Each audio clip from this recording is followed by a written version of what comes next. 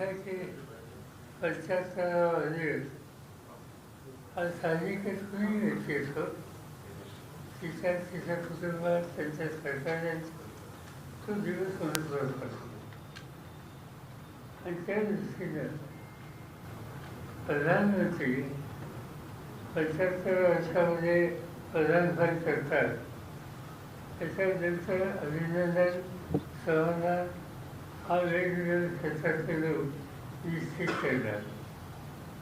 हे करण्याचा थोडासा मी त्यांना पत्र लिहिलं, ट्वीट केलं, त्यांचं अभिनंदन केलं. राजकारणामध्ये असे काही वर्ग खेळायचे नाही.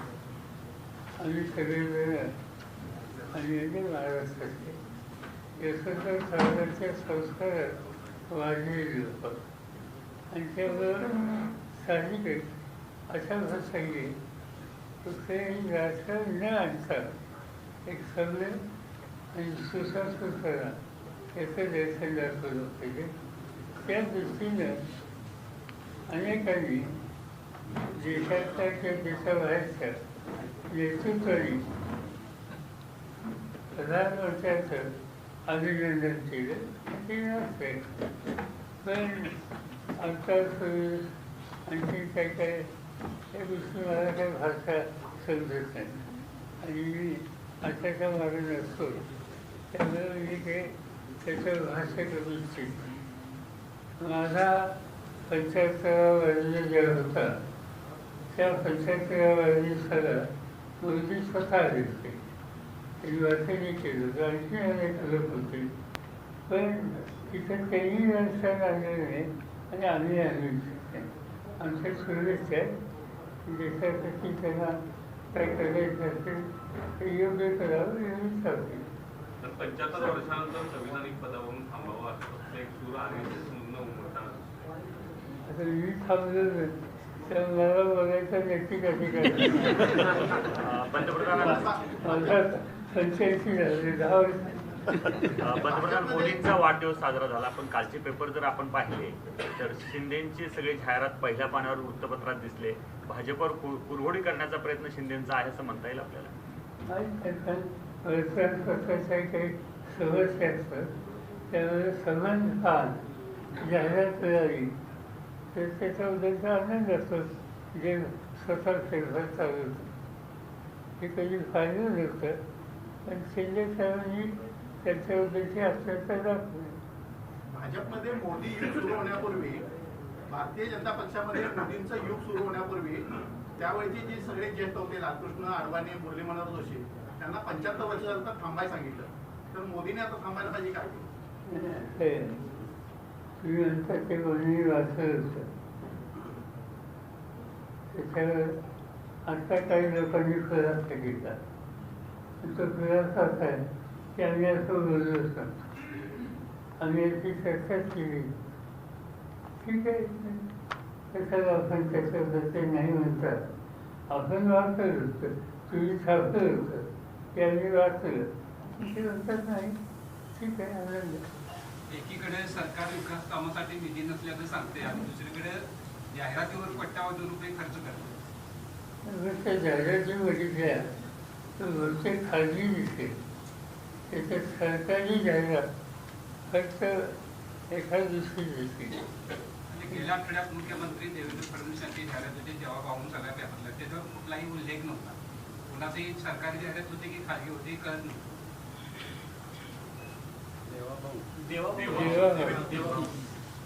लगेच छत्रपतींचं दर्शन घेताना एकीकडे आहे की त्याच्यामध्ये शिवाजी महाराज यांच्याबद्दलच्या आपल्या अंतःकरणाच्या भावना आदर हा आपण सगळे व्यक्त करतो. जेव्हा म्हणून जे काही दिलं प्रसिद्धीमध्ये त्याच्यामध्ये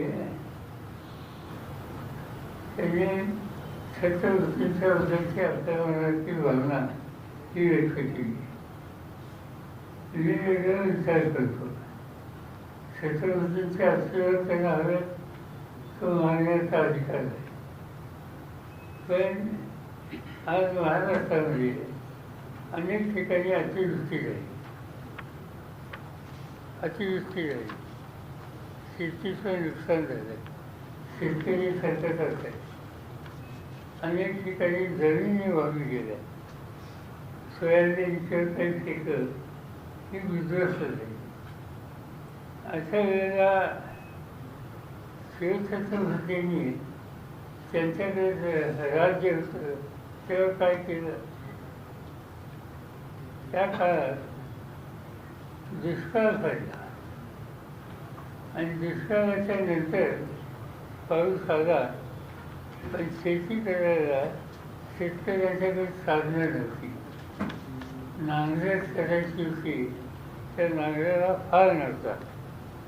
शिवाजी महाराजांनी आपल्या जे काय असेल संपत्ती त्यातनं सोनं बाहेर काढलं, सोन्याचा फार केला आणि संदेश हा दिला की शेतकऱ्याची जमीन नांगरटीची शिवाय राहता कामा नये.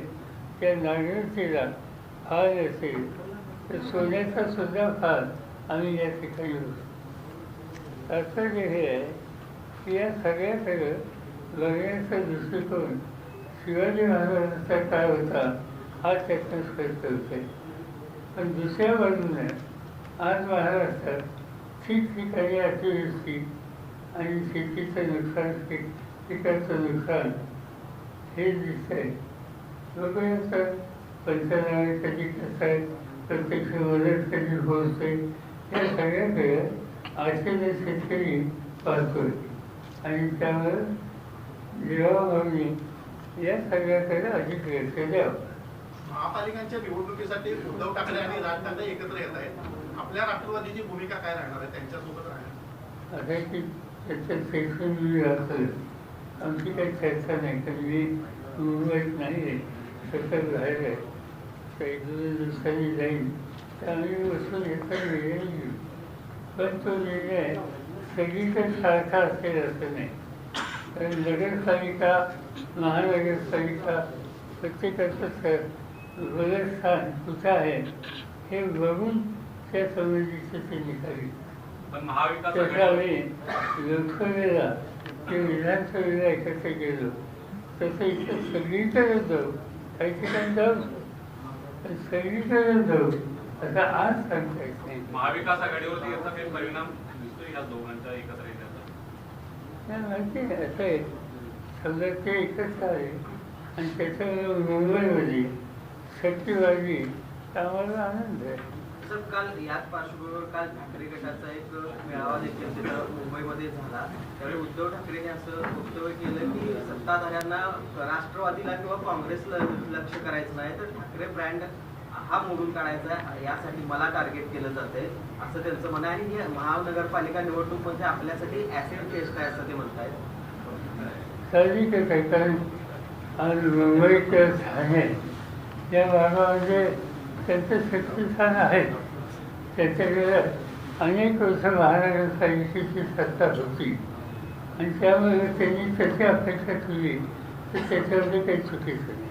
एकीकडे राज्यावर कर्जाचा बोजा वाढतोय, पण दुसरीकडं मंत्र्यांना गाड्या घेण्यामध्ये अधिकची रक्कम वाढवलेली आहे. त्याकडे कसं बघता आणि मुख्यमंत्री आणि उपमुख्यमंत्र्यांच्या खर्चावर कुठल्या प्रकारची मर्यादा नाही आहे, कुठंतरी अंतरून बघून पाय पसरायला पाहिजे असं वाटत नाही?